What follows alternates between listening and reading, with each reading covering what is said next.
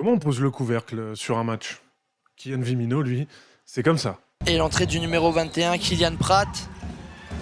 Oh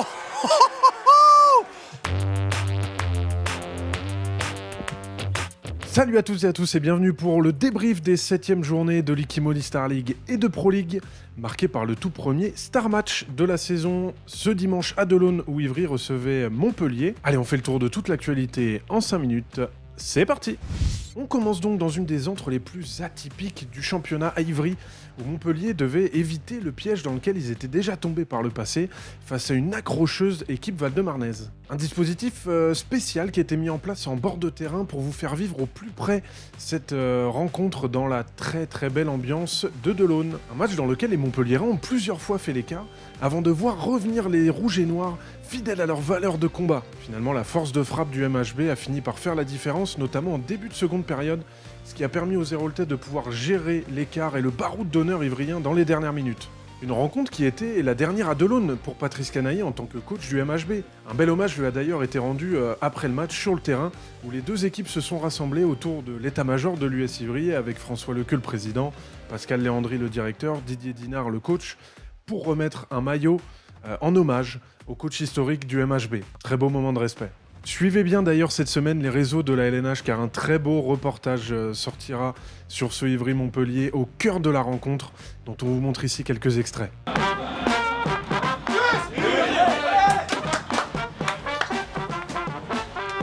bon, on y va les gars.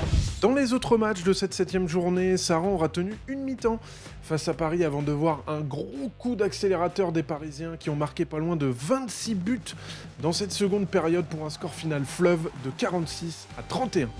Côté nantais, on se déplaçait à Chambéry dans un match qui ressemblait à un match piège pour les Nantais dans un phare qui allait pousser fort derrière son équipe. Mais sur le terrain, les Nantais se sont rendus la tâche facile en entamant le match tambour battant face à des Chambériens pas dans le coup. Le match était déjà plié à la mi-temps, 22-10, circulait. Un visage qui n'a forcément pas plu au coach savoyard Eric Maté. À la mi-temps, j'ai dit que notre niveau était absolument pas bon. Et encore, on avait de la chance parce que notre public nous encourageait, alors que réellement, on n'était pas au niveau. Un mot pour décrire ce match, Xavier Hamel ? Incroyable, 22-10 en faveur du H en promenade. Vraiment, une équipe de Nantes en promenade, littéralement. Promenade en première période, promenade confirmée en seconde. La belle histoire de ce début de championnat, c'est Toulouse, qui n'en finit plus de gagner. Dernière victime en date, Limoges, pourtant en forme en ce moment, mais qui a dû céder sous les coups de boutoir des coéquipiers de Gonzalo Martins Vieira, qui a fini le match à 9 buts et 5 passes. On retrouve donc, comme la semaine dernière, un Gabi Niembo tout sourire en interview. La seule manière de faire une belle prestation, c'est d'être très soudé, d'être solidaire, vraiment de se donner pour le copain et même se donner pour soi-même, tout simplement. On parlait la semaine dernière du mauvais karma d'Aix, lorsqu'ils étaient commentés par Thomas Vilches récemment. Bon ça y est, cette semaine, on a conjuré le sort, et de très très belle manière face à Nîmes. Un match serré qui s'est terminé un petit peu dans la confusion, mais avec un super barré de Wesley Parnin, avec le petit bisou en prime, sur Julien Robichon, lui, le futur arbitre, qui aurait peut-être sifflé passage en force là-dessus. Qu'est-ce qu'on en pense, Julien ? Je sais pas, moi j'ai l'impression d'être en face. Ils me rentrent dedans, après qu'est-ce que vous voulez faire? J'en sais rien, s'il y a des arbitres, ils sont pas là pour siffler donc... On avait également un match entre deux équipes très proches à la Glace Arena entre Cesson et Chartres. Et comme prévu sur le terrain, le match a été serré tout du long jusqu'au Vanja Ilić sur la fin. Le capitaine serbe du CCMHB a fait la totale dans le Money Time avec tout d'abord ce superbe kung-fu envoyé sur orbite par Yvan Vérin avant de bloquer la tentative de kung-fu cessonnaise sur la toute dernière action du match. Ça finit à +1 pour Chartres, alors on dit Hvala Vanja. Les promus dijonnais sont en difficulté et ont enchaîné une 6e défaite consécutive cette semaine face à Saint-Raphaël. Privés de nombreux joueurs, les dijonnais sont également tombés sur un Rangel Luanda Rosa on fire une nouvelle fois avec 15 arrêts. Allez, on se fait une petite compile do Brasil.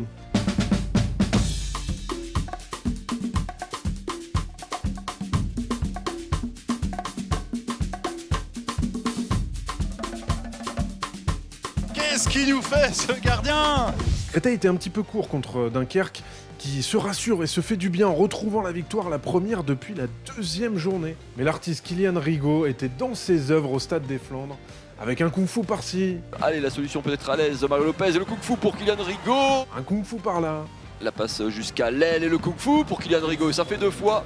Encore un kung fu. Jusqu'à l'aile, Mario Lopez, le Kung Fu, joli pour Kylian Rigaud. Et on finit par un penalty coquin. Nouveau duel face à Serge Jensen. Oh, quel filou! Eh oui, il est filou, Kylian. Même Tom Pelayo est venu le voir en fin de match pour lui dire... Ça fait beaucoup là, non? Et en Pro League, on avait le match de la peur entre Sarrebourg et Billère, les deux équipes encore à 0 points avant le coup d'envoi. Une fin de match irrespirable qui a vu finalement s'imposer les Béarnais. Grosse joie côté Billère, énorme déception côté Sarrebourg devant son public. Au chapitre des fins de match tendues en Pro League, on a suivi vendredi lors du multiplex la fin de match entre Cournon et Frontignan en direct, avec un score nul au début de cette séquence, regardez. Ouais, c'est parti, ça combine. Ils ont une belle occasion. Ils ont mené tout le match en plus, les Auvergnats. Est-ce qu'ils vont le faire? Il reste une dizaine de Oh, secondes. central. Oh l'arrêt. Oh l'arrêt, il va rester quelques secondes, il va rester 5 secondes à Frontignan Allez, peut-être c'est pour aller parti. chercher cette victoire. On va chercher les liés. Oh là-bas, la passe est ratée. Et on jette un coup d'œil sur tous les résultats de cette 7ème journée. Au classement, Paris et Montpellier restent devant, Toulouse est encore bien dans le coup. On a un groupe archi compact au milieu de classement et un statu quo derrière où les 5 derniers ont perdu. À suivre lors de la 8ème journée, Chambéry qui reçoit à nouveau au phare cette fois-ci, Paris, il faudra se remettre en selle. Et puis on suivra dans la course au maintien un déjà très bouillant Dijon-Créteil. En Pro League, Tremblay n'est pas tombé dans le piège bisontin, Ponto gagne à Valence, tout comme Is contre Cherbourg et Célestat contre Angers. Au classement, le duo de banlieusards s'habitue à la tête.